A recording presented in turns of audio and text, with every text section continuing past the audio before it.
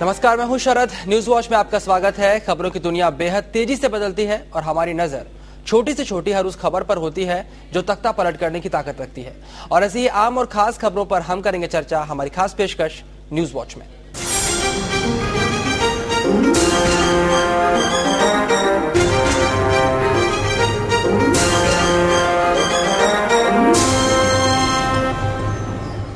और हमारे साथ इस खास चर्चा में आज कुछ खास मेहमान जुड़ेंगे। हमारे साथ जुड़ेंगे पुष्कर दामले जी, सोशल वर्कर हैं। इसके अलावा हमारे साथ जुड़ेंगे राकेश शेट्टी जी, सोशल वर्कर हैं। हमारे साथ अनिल गलगली जुड़ेंगे, आरटी एक्टिविस्ट हैं। हमारे साथ प्रोफेसर मीरा कामत जुड़ेंगी, सोशल वर्कर। इन चारों खास मेहमानों से हम खास बातचीत करेंगे, लेकिन फिलहाल नजर डाल लेते हैं इस वक्त अखबारों की सुर्खियां। आज खास दिन क्या बनी, शुरुआत कर लेते हैं एनबीटी से। एनबीटी की बात करें तो यहाँ पहली खबर दिखाई पड़ रही है, सरकार के प्रस्ताव पर अण्णा पॉजिटिव, आज करेंगे घोषणा, झुक गई है सरकार। यहाँ पर 3-4 चीजें और भी यहाँ पर दिखाई पड़ रही हैं। सरकारी आदेश हाथ में आते ही अण्णा हजारे तोड़ेंगे आमरण अनशन, अण्णा की पेशकश। जन लोकपाल बिल की संयुक्त मसौदा समिति में दोनों ओर से अध्यक्ष बनाए जाए। सरकार की ओर से वित्त मंत्री प्रणब मुखर्जी और अण्णा की ओर से पूर्व कानून मंत्री शांति भूषण के नाम पर सहमति के संकेत यहाँ पर हैं। कपिल सिब्बल ने बयान दिया है, कहा है कि ये लोकतंत्र की जीत है। और उसके बाद शांति भूषण जो अण्णा के प्रतिनिधि हैं, जो इसके को चेयरमैन बनाए जाने हैं, उनके मुताबिक आइए हम जनता की जीत की खुशी बताएं। आपको बता दें कि 4 दिन बाद आखिरकार यहाँ पर सरकार झुक गई है और जो भ्रष्टाचार पर रोक लगाने के लिए जंतर मंतर पर आमरण अनशन पर अन्ना हजारे बैठे थे, वो आज अपना अनशन तोड़ेंगे। फिलहाल सैकड़ों लोगों की मौजूदगी में उन्होंने कहा कि जन लोकपाल विधेयक के मुद्दे पर उनका आमरण अनशन अभी जारी रहेगा और अपने फैसले को की घोषणा वो शनिवार को करेंगे। मतलब आज वो अपना अनशन तोड़ेंगे। समझा ये जाता है कि सरकार लोकपाल बिल के लिए प्रस्तावित संयुक्त समिति बनाने पर सहमत हो गई है। हालांकि सबसे बड़ी मांग यही थी। चर्चा इस बात की भी हो रही है कि समिति के अध्यक्ष वित्त मंत्री प्रणब मुखर्जी और सह अध्यक्ष पूर्व कानून मंत्री शांति भूषण होंगे। एक और खास खबर यहाँ दिखाई पड़ रही है, राणे की बेटे के खिलाफ सीबीआई की एफआईआर। चिंटू शेख मामले की जांच बॉम्बे हाईकोर्ट ने सीबीआई को सौंपी थी और सीबीआई ने एफआईआर दर्ज कर ली है। देखते हैं क्या कुछ छापा है आज हिंदुस्तान टाइम्स में। बात करें एसटी की तो यहाँ पर भी पहली और बड़ी खबर वही है, government blinks Hazare to in pass today.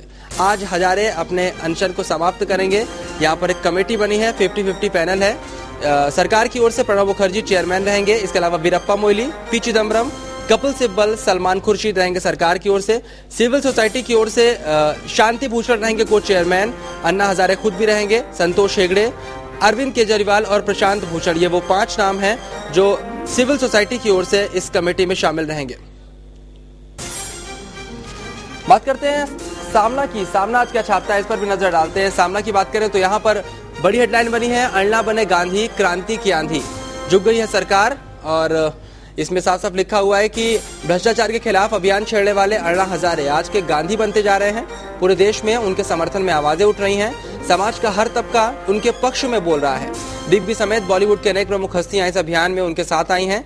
इस आधुनिक गांधी के क्रांति की आंधी में केंद्र सरकार टगमगा रही है। एक और खास खबर यहाँ पर लिखी है, नोट के बदले वोट देना बंद करो, रुक जाएगा भ्रष्टाचार, उद्धव ठाकरे ने यह सलाह दी है।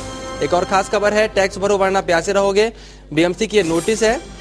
मनपा का पानी टैक्स के रूप में 660 करोड़ रुपया बकाया है। टैक्स बकायेदारों में रेलवे, माडा, राज्य शासन, केंद्र शासन, बीपीटी समेत कई उद्योगपतियों का भी समावेश है। और ये भी कहा गया है कि अगर ये टैक्स नहीं भरा गया तो अब उन्हें प्यासा रहना पड़ेगा। देखते हैं आज क्या कुछ इंडियन एक्सप्रेस में छपा हुआ है। तो पहली खबर यही दिखाई पड़ रही है, Hazare to break fast today. एक तस्वीर छपी हुई है, बाबा रामदेव, अग्निवेश, तमाम लोग यहाँ पर मंच सारा करते दिखाई पड़ रहे हैं। एक और खास खबर है, यहाँ पर एक शख्स की यहाँ पर मौत हुई है। इसके बाद यहाँ पर जम्मू कश्मीर की खबर यह है, यहाँ पर भी काफी बवाल हुआ है। ये खबर भी यहाँ प्रमुखता से छपी हुई है। देख लेते हैं क्या कुछ टाइम्स ऑफ इंडिया में यहाँ पर है। यहाँ पर पहली हेडलाइन जो दिखाई पड़ रही है, इंडिया विंस अगेन, इसे भारत की जीत एक बार करार दिया गया है। बाकायदा डील में क्या क्या चीज शामिल होंगी, इसमें लिखा हुआ है कि 2 को chairman society government joint committee that will draft Lokpal bill. यहाँ पर 2 चेयरमैन होंगे, एक सरकार की ओर से, एक सिविल सोसाइटी की ओर से। 50-50 पैनल मेंबर होंगे, ये यहाँ पे लिखा हुआ है। और बिल मॉनसून सेशन में यहाँ पर पेश किया जा सकता है। ये खास खबर यहाँ पर लिखी हुई है। चलिए बात कर लेते हैं आज किस मुद्दे पर हम चर्चा करने वाले हैं। मुद्दा साफ है, क्या सरकार ने देर लगा दिया, आखिरकार 5 दिनों तक इंतजार क्यों किया गया?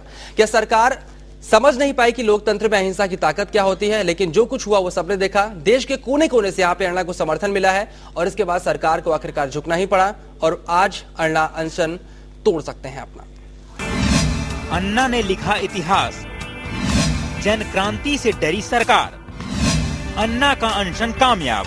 जी हाँ, वही हुआ जिसके कयास लगाए जा रहे थे। अन्ना ने एक बार फिर इतिहास दोहरा दिया। अन्ना के अनशन से शुरू हुए जन आंदोलन ने केंद्र सरकार को झुकने पर मजबूर कर दिया, वो भी महज कुछ ही दिनों के भीतर। 5 अप्रैल से अनशन पर बैठे अन्ना हजारे को पहले केंद्र सरकार ने भले ही ज्यादा तवज्जो नहीं दी हो, लेकिन भ्रष्टाचार के खिलाफ जिस तरह अन्ना ने हुकार भरी, उसे देखकर पूरा देश अन्ना के साथ खड़ा हो गया और देश की हुकूमत को भ्रष्टाचार से निपटने के लिए जन लोकपाल विधेयक लाने की अन्ना की मांग पर राजी होना पड़ा। तो मैंने बताया था वो ड्राफ्ट हमारा गया है और ड्राफ्ट लेकर जो गए हैं सब ये 3-4 जो हमारे कमेटी के लोग हैं वो गुजर गए हैं और वो ड्राफ्ट अभी पूरा होकर हमारे पास आएगा। कल मैं अनशन छोड़ूंगा तो अभी ये बताएंगे कि वहाँ जाकर क्या क्या बातें हुई, क्या हुई, वो बताएंगे। लेकिन गवर्नमेंट ने जो बातें मान ली है उससे मुझे लगता है कि पूरे भारत की जनता की जीत हुई। दरअसल लंबी जद्दोजहद के बाद केंद्र सरकार ने वो सभी मांगे मान ली हैं जिनको लेकर अन्ना अनशन पर बैठे थे। तय समझौते के मुताबिक मानसून सत्र में पेश होगा जन लोकपाल विधेयक, ज्वाइंट कमेटी बनाएगी कानून का मसौदा, 10 सदस्यों की होगी कमेटी। कमेटी में होंगे जनता के 5 प्रतिनिधि, सरकार का मंत्री होगा कमेटी का अध्यक्ष, जनता का प्रतिनिधि होगा कमेटी का को चेयरमैन। सरकार जल्द ही जारी करेगी सरकारी आदेश।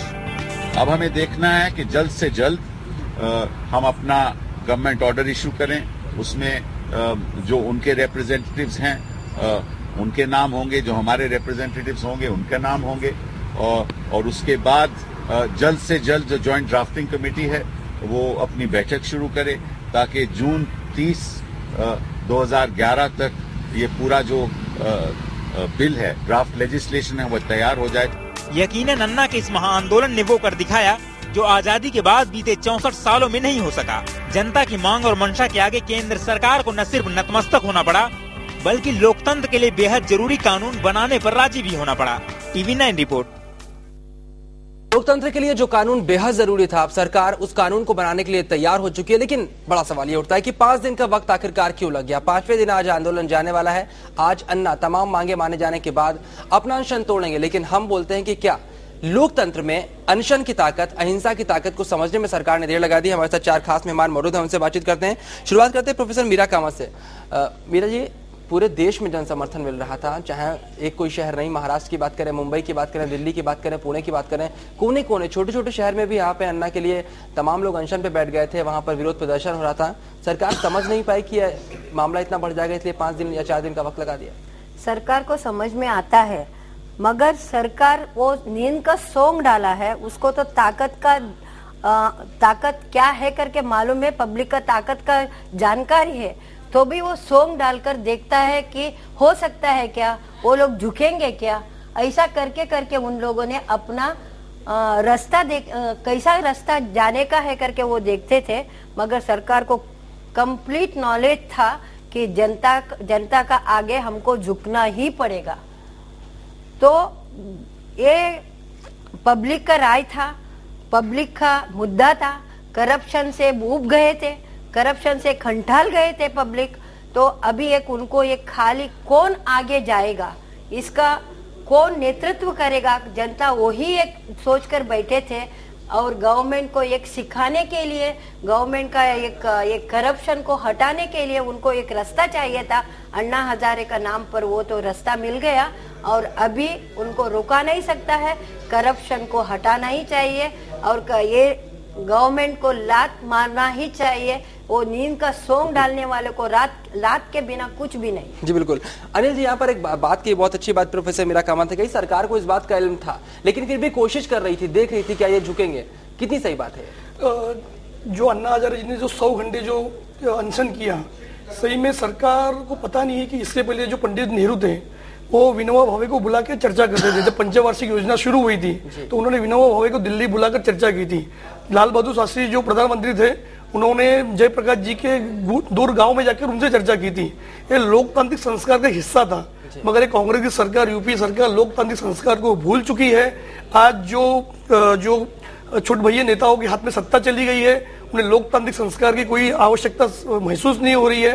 अन्ना हजारे उस जो ढांचे को, उसकी आत्मा को आवाज लगाने का काम कर रहे हैं। और अन्ना हजारे ने जो आज आंदोलन किया है, सरकार को उनसे माफी मांगनी चाहिए कि उन्होंने इतनी देर क्यों लगाई है। जब इसके पहले के जो पंडित नेहरू थे, लाल बहादुर शास्त्री थे, जितने भी प्रधान हुए, उन्होंने हमेशा बाहरी लोगों को, जो आज लोग बोल रहे बाहरी लोग, जब चुनाव में आपको वोट चाहिए तभी ये लोग आपको बाहरी नहीं लगते हैं। जब ये कोई सलाह देते हैं, कोई अच्छी बात बोलते हैं, लोकपाल विधायक जयप्रकाश नारायण की देन थी, जो आज लोकायुक्त और जो लोकपाल, आज किसी को पता भी नहीं होगा कि महाराष्ट्र के लोकायुक्त कौन है।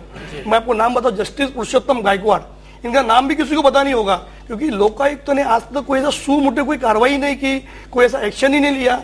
जो एक लोक आयुक्त बना है भी राजनीतिक दबाव में, जो रिटायर लोग होते हैं उसके बाद उसे उस पद पर बिठाया जाता है। ये बहुत बड़ी गंभीर समस्या है कि आप रिटायर होने के बाद लोकायुक्त हो, चाहे सूचना आयुक्त हो, जितने भी अच्छे पद है जिससे जनता से जुड़ा हुआ है, तो उसे आप रिटायर होने के बाद बूढ़ों की फौज आप मत बनाइए, आप उसे यंग लोगों के हाथ में दीजिए। ये भी हम मांग इस आपके TV9 के माध्यम से सरकार से करना चाहते हैं। अन्ना हजारे ने जो आज आत्मा को आवाज लगाने का काम किया है, जो लोकतांत्रिक ढांचा जो मर चुका है, उसे अन्ना हजारे ने अपने अनशन से, सत्याग्रह से पूरे देश ने उसको आवाज लगाने का काम किया है। सही में वाकई ये काबिल तारीफ काम। जी बिल्कुल बिल्कुल। यहाँ पर हमारे साथ पुष्कर दामले जी। पुष्कर जी, आपको लगता है सरकार को माफी मांगनी चाहिए? 4 दिन का वक्त ले लिया, जिस तरह प्रोफेसर मीरा कामत कह रही थी कि कोशिश की जाती है कि दब जाए, लोग भट जाए, टूट जाए, लेकिन ऐसा हुआ नहीं। सरकार को माफी मांगनी चाहिए? सरकार ने तो माफी मांगनी चाहिए, वो तो 100% बराबर है। लेकिन मेरे ख्याल से सरकार ये टेस्ट कर रही थी कि खाली अन्ना है, खाली ये 4 लोग आ रहे कि इनके सपोर्ट में कितने लोग आ रहे, ये देख रहे थे। सरकार को पहले अंदाजा नहीं था कि पूरी जनता आएगी। आज हर इंसान, अपने देश का हर इंसान इन भ्रष्टाचारियों के जुल्मों से रो रहा है, और ये अंदर की आवाज को जो अन्ना ने आवाज दी, वो जाग के रास्ते पे आया। ये फौज देख के, ये क्वांटिटी देख के जो बढ़ते जा रही थी, कल का आप देखेंगे, कल का भी ऐलान कुछ अलग हिसाब से था, उसके लिए आज सरकार को झुकना पड़ा। क्योंकि आज बोल रहे हैं वो लोग, खाली मुंह से बोलते हैं हमको भ्रष्टाचार खत्म करना है, कोई भ्रष्टाचार उनको खत्म नहीं करना है, हमारे खून पीना है उनको, खाली यही उनका काम है। आज जैसे गलगली बोले कि रिटायर्ड लोगों की फौज तैयार करिए, रिटायर्ड लोगों को यहाँ पे क्यों लाते हैं? क्योंकि इन्होंने उनके लिए कुछ काम किया होता है। ये जब भी IPS रहते, IAS रहते या कुछ भी जजेस रहते, इन्होंने सरकार के मंत्रियों के लिए कुछ स्पेशल फेवर किया रहता है, उन्हीं लोगों को यहाँ पे लाके बिठाया जाता है, उनका पूरा रिटायरमेंट प्लान फिक्स हो जाता है, और ये लोग हमारा खून और से और चूसते हैं।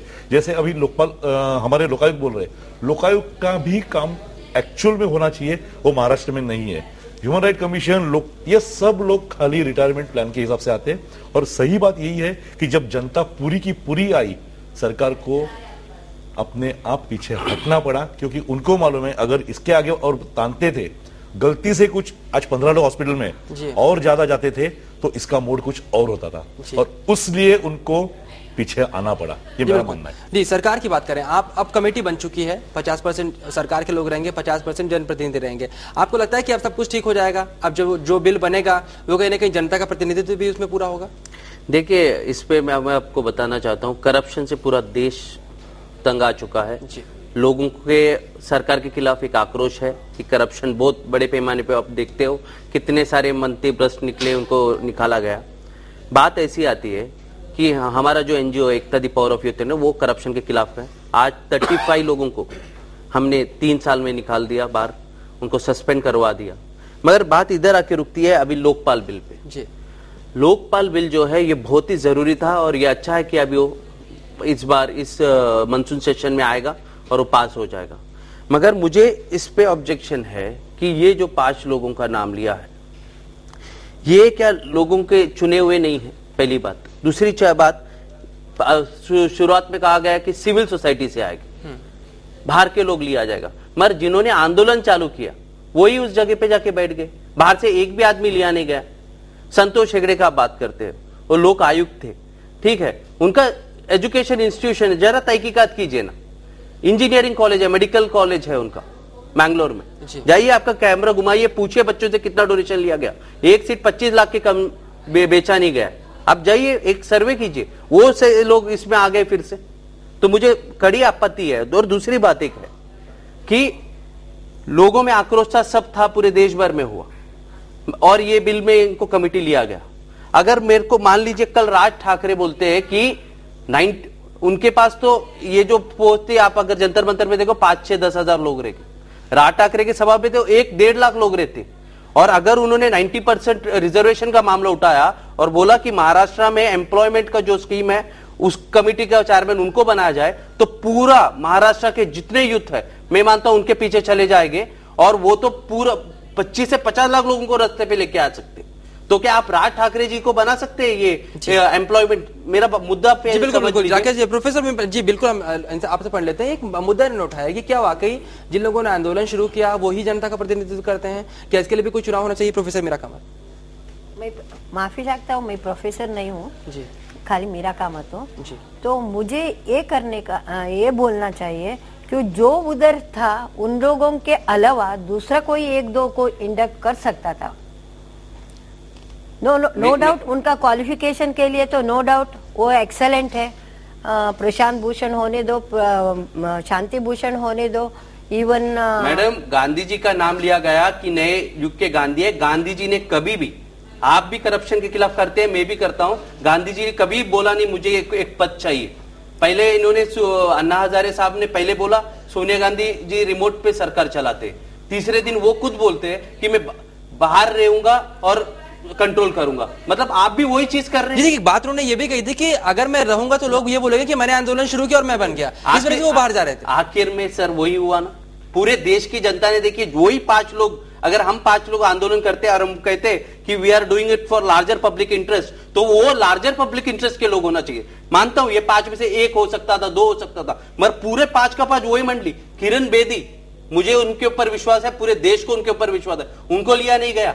रामदेव बाबा, पूरा देश का विश्वास, उनको लिया नहीं गया। वही 5 लोग जिन्होंने मुहिम चालू किया। इसका कोई मतलब नहीं होता, आप ही चालू करो मुहिम और आपके वो 5 लोग आ जाते हैं इसमें, ये गलत है। पुष्कर जी आपसे कमेंट चाहेंगे। एक बड़ी बात ये भी कर रहे हैं कि आखिरकार जिन्होंने मूवमेंट शुरू किया वही 5 लोग क्यों? किरण बेदी क्यों नहीं और तमाम लोग जिन पर भरोसा करते हैं वो क्यों नहीं?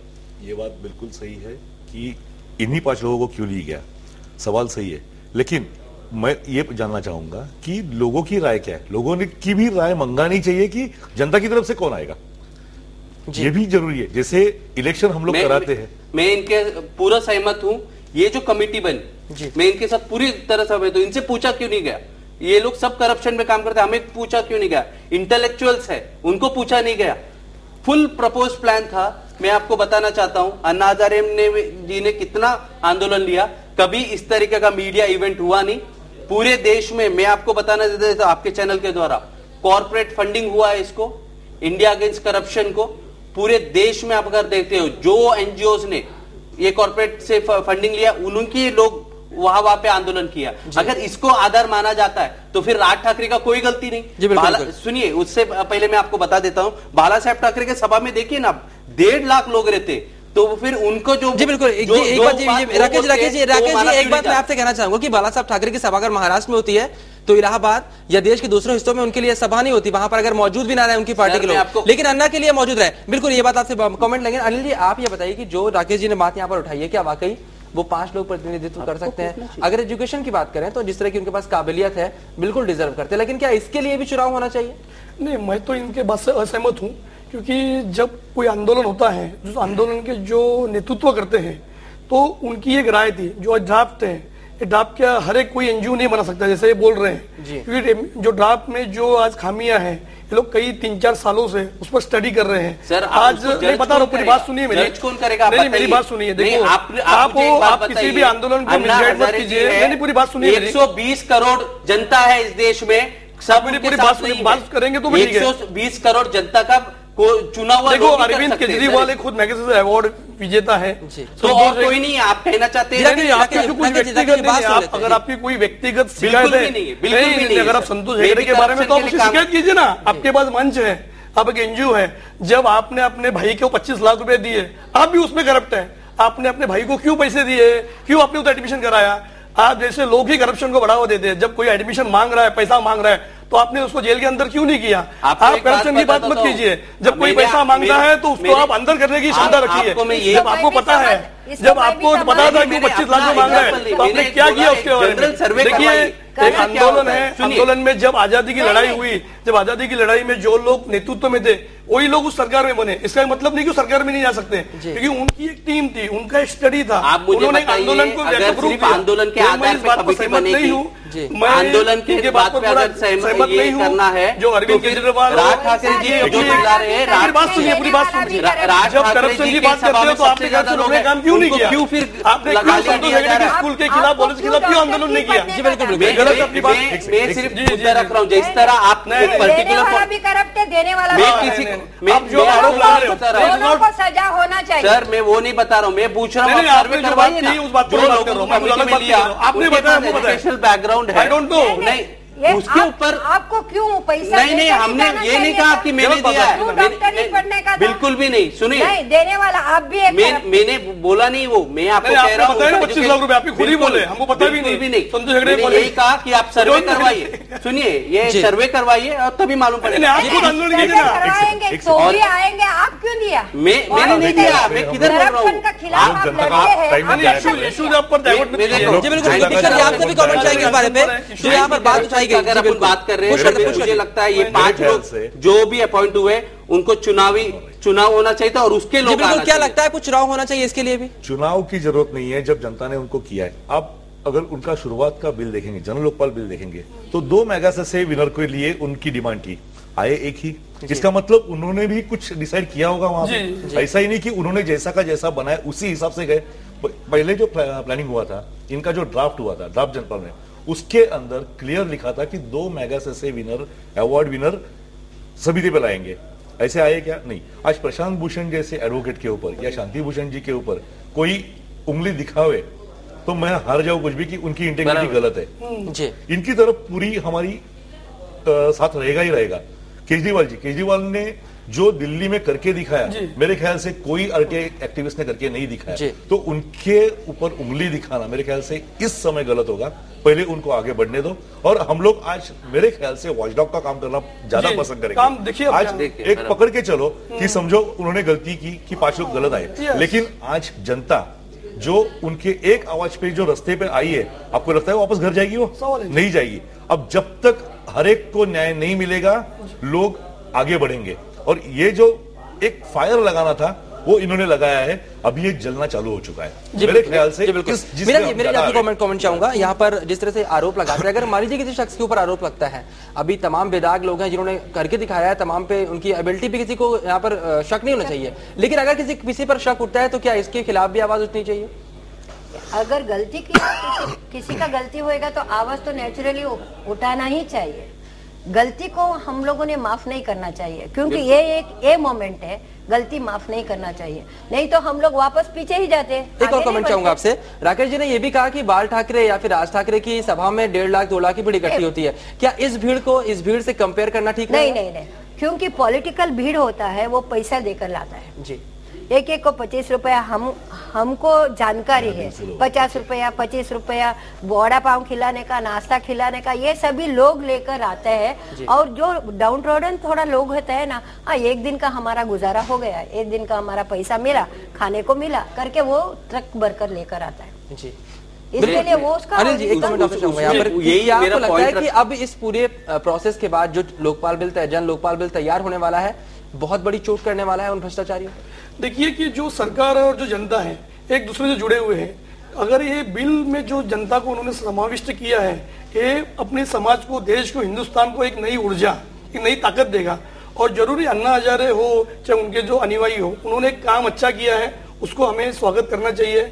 हमें देखना चाहिए कि आगे क्या होता है। जो ड्राफ्ट में आखिर लोकपाल बिल क्या है, कि जो सत्ता की ऊंची उस पर बैठे हैं उन्हें भी लगना चाहिए कि कोई हमारे पर नजर रख रहा है, हमें किसी को जवाब देना है। लोकपाल का मतलब यही है कि आम आदमी भी लोकपाल के पास जाके, चाहे प्रधानमंत्री हो, चाहे मुख्यमंत्री हो, या किसी अधिकारी के खिलाफ शिकायत कर उस पर कार्रवाई की अपेक्षा कर सकता है। तो लोकपाल बिल एक बहुत बढ़िया बिल है, इससे अपने देश को, हिंदुस्तान को एक नई ऊर्जा, एक नया प्राण मिल सकता है, ऐसी मुझे आशा है। पुष्कर जी आपसे कमेंट चाहूंगा यहाँ पर कि क्या आपको लगता है कि सरकार हिला हवाली कर रही थी? वजह क्या लगती है? अगर सरकार क्यों बढ़ाना चाह रही थी, या फिर आम आदमी को शामिल क्यों नहीं किया जा रहा था? क्या लगता है? इसका एक ही कारण है, भ्रष्ट अधिकारियों को शासन नहीं करना, क्योंकि वो उनका ही काम करते हैं, उनके लिए ही काम करते हैं। तो उनको शासन होके अगर उनको जेल में डालेंगे तो इनको पैसा कौन लाके देगा जी? सबसे बड़ा कठिनाई ये थी। और अगर ये बिल पास होता है, उनका जो बिल है उसमें आप देखेंगे कि आम आदमी कोई कंप्लेंट नहीं कर सकता है। ये लोग सोचेंगे तो करेंगे। उस लोकपाल को कोई पावर नहीं, जेल में डालने की पावर नहीं, सो मोटो लेने की पावर नहीं। तो ये बिना नाखून बिना दांत का अगर आप जानवर लाते हो, मतलब क्या है? बिल्कुल कोई मतलब नहीं। हमारा जनता का सवाल भी आज का यह है कि आखिरकार सरकार क्यों देर लगा रही थी, और सबसे बड़ी बात कि आखिरकार 5 दिन क्यों लग गए। हमारा सवाल है कि अहिंसा की ताकत समझने में क्या सरकार को वाकई देर लग गई? अपनी राय रखिए खबरों पर, उठाइए फोन, कीजिए SMS, न्यूज वॉच लिखिए, स्पेस दीजिए हाँ के लिए वाई और ना के लिए एन टाइप कीजिए, भेज दीजिए 503030 पर। हमारा आज का सवाल यह है कि क्या अहिंसा की ताकत समझने में सरकार को देर लग गई? तो सरकार ने देर से ही सही लेकिन तमाम बातें मांग ली है, क्योंकि इसके पीछे कहीं ना कहीं जनता का बेहद दबाव था। देश के कोने कोने से जिस तरह का समर्थन अन्ना हजारे को मिल रहा था, सरकार को भी समझ में आ गया कि अगर देर होती है तो कहीं ना कहीं सरकार के लिए अच्छा नहीं होगा, हित करनी होगा। इस तमाम पूरी चर्चा में जुड़ने के लिए सभी खास मेहमानों का बहुत बहुत शुक्रिया। न्यूज वॉच फिलहाल इतना ही, लेकिन TV9 पर लगातार खबरों का सफर जारी है।